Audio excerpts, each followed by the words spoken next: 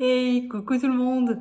Euh, Aujourd'hui était une journée vraiment magique, une énergie splendide et j'avais envie de partager avec vous quelque chose. Tout bientôt d'abord, je vais vous partager une nouvelle, un nouveau concept, je crois, mais en fait ça, c'est nouveau et c'est pas nouveau, que je suis en train de mettre en place. Je suis en train de checker plein de choses en lien avec ce projet. Et ce projet, il, euh, il a grandi en moi depuis Bali, donc il y a 5 ans, 5 ans, je crois. Quelque chose, oh ouais, 5 ans. Et voilà, je l'avais mis un peu de côté, puis il est revenu, puis j'ai remis de côté, et puis là, une évidence, il ressort. Et ce matin, tout est né sur papier, bref, je vous en reparlerai. Je dis, je vous en reparlerai, puis je suis presque en train de vous dire. Et voilà, c'est super, super excitant, et je me réjouis. Bref, ce matin, je me faisais la réflexion euh, que je ressens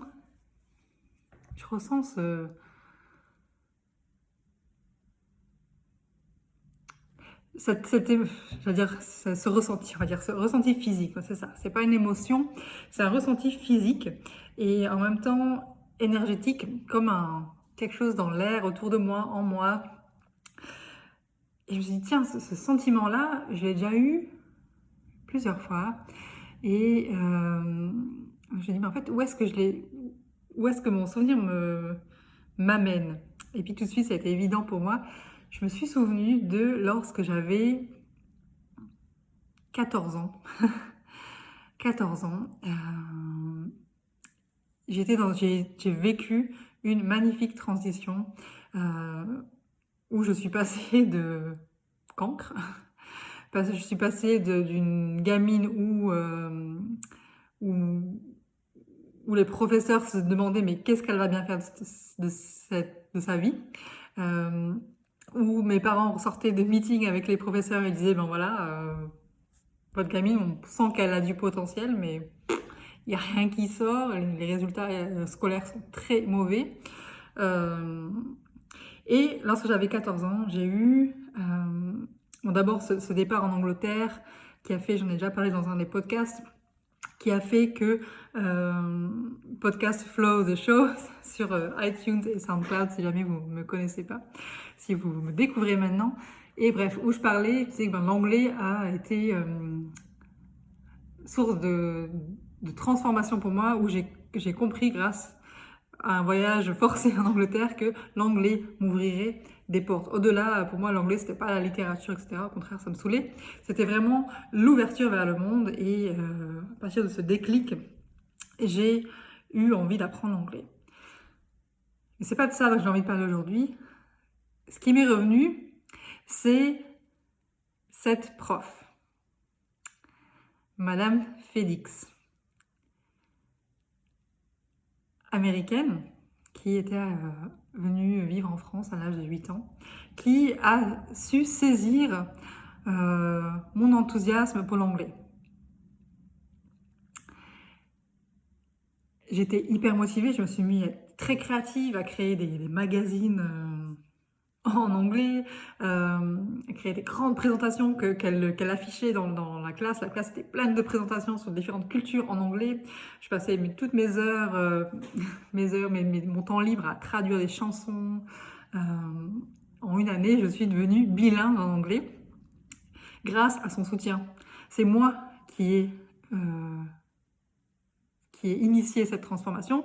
C'est moi qui ai passé du temps à apprendre. Mais elle a été là. Elle a été là pour saisir ça, pour me valoriser, pour me donner des devoirs en plus quand je lui demandais des devoirs pendant les vacances scolaires. On s'écrivait des lettres en anglais.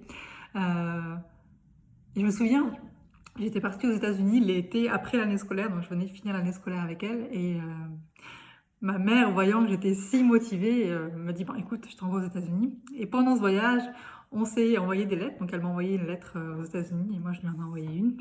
Et dans une de mes lettres, je lui disais, mais je comprends pas, est-ce que je suis normale? Parce que les jeunes de mon âge s'intéressent à l'alcool, par exemple. Et moi, j'ai l'impression que je peux vraiment m'amuser sans ça. Et je pouvais aller à une fête et pas boire, je buvais pas d'ailleurs à cette époque-là, et vraiment m'éclater, quoi. Pouvoir danser, etc. J'avais pas besoin d'alcool pour ça. Et bref, elle m'avait répondu que c'était très bien comme ça et qu'il fallait que je respecte comme j'étais. Et je me souviens de cet échange.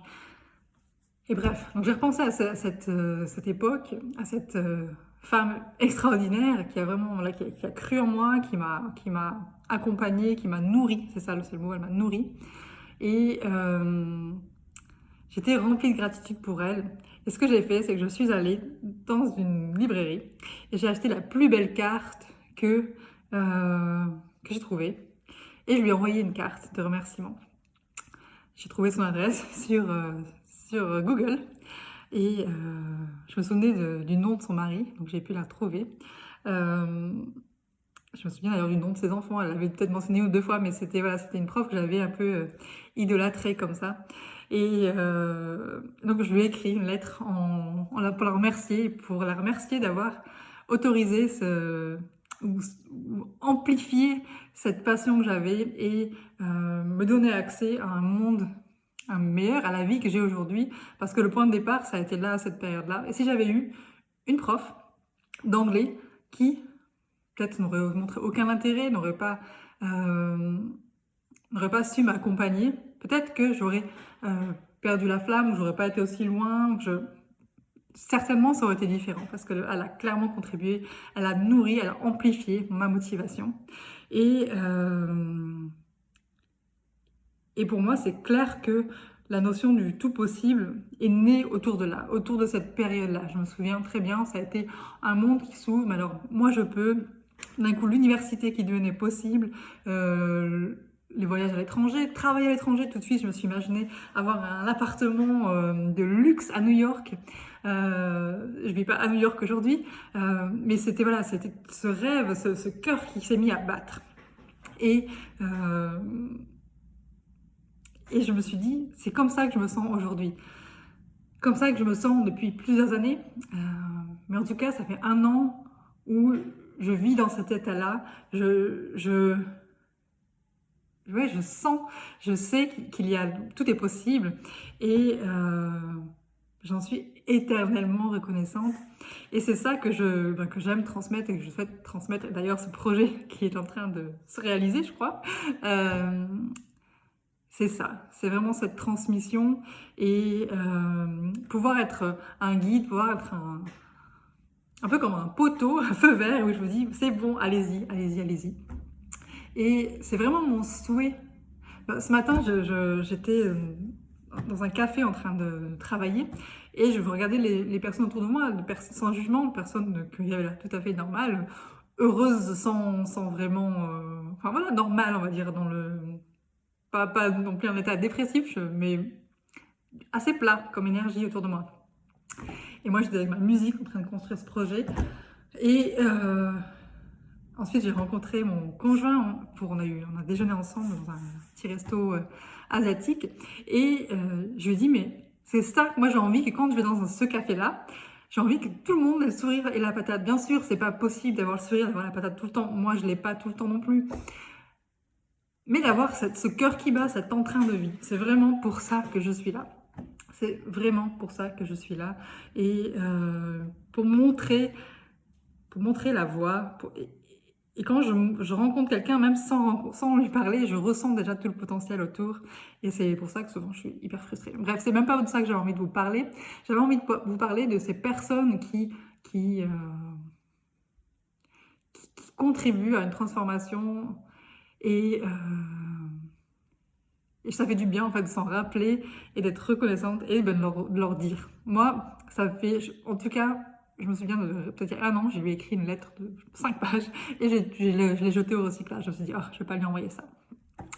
Et aujourd'hui, je l'ai envoyée et moi, je suis tellement reconnaissante. Elle a contribué à mon élévation, à là où j'en suis. Et c'est tellement magnifique. Voilà. Donc j'espère que ça vous aura inspiré, c'était le but. Je vous embrasse. Ciao, ciao.